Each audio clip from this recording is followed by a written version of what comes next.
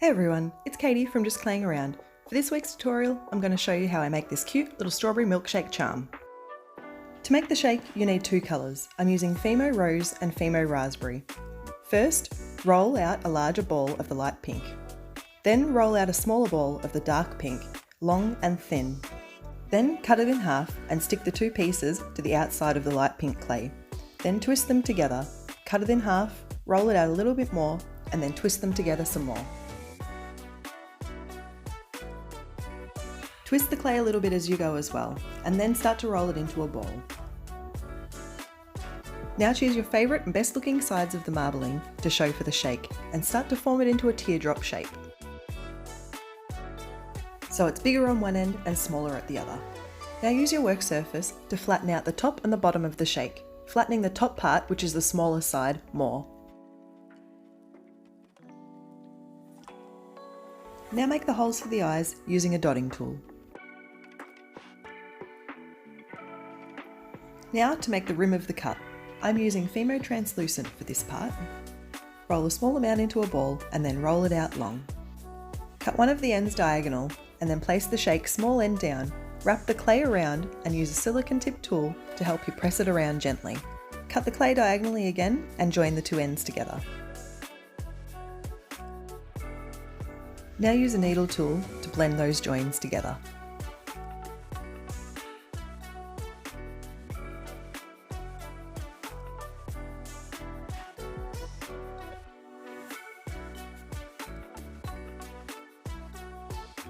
Now it's time to make the straw. I'm using Fimo Translucent Purple for this.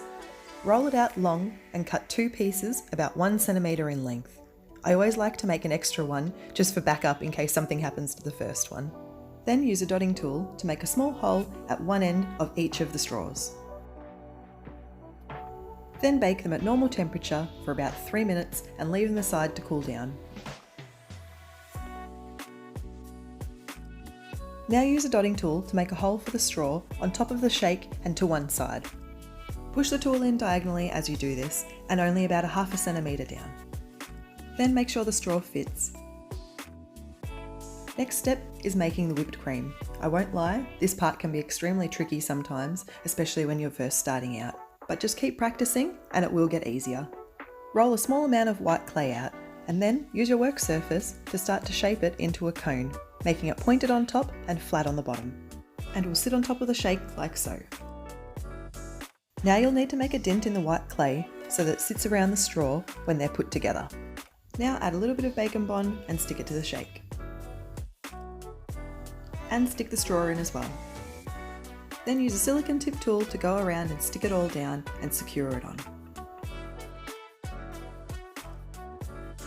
Now for the tricky part, making the whipped looking cream on the outside. I actually use an open star icing nozzle for this part. Start by sticking the white clay into the nozzle, then use the end of a tool to help you push and feed the clay through until there's more than enough clay to wrap around the shake. Try not to let the clay twist as it comes out, you just want it to fall onto the table. It's okay if it does though, this can't be helped sometimes. Then apply a layer of bacon bond all over the clay.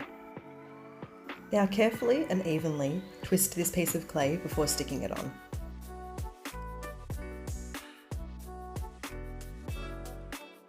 The straw is probably the trickiest part to have to work around.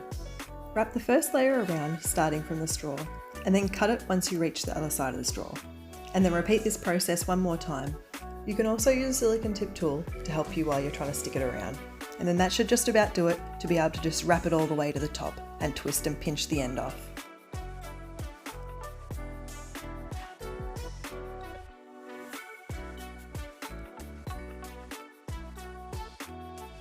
Now it's time to add the face. I have a Kawaii face tutorial that I'll link in the description, which goes through this process in more detail. And add an eye pin to the charm. Stick it diagonally into the charm to the opposite side of the straw. Remember, this will need to be glued in after baking, but before glazing. The final part is adding some chocolate topping to the cream. I also have a tutorial that shows you how to make this too. I'll also link that in the description as well. This is also a handy trick as well. If there are parts of the cream that you don't really like the look of, you can disguise it with a little bit of the chocolate topping. And now it's all ready to bake. Once it cooled down, I glazed it with UV resin, which is also what I use to secure in the eye pin too. Thank you so much for watching.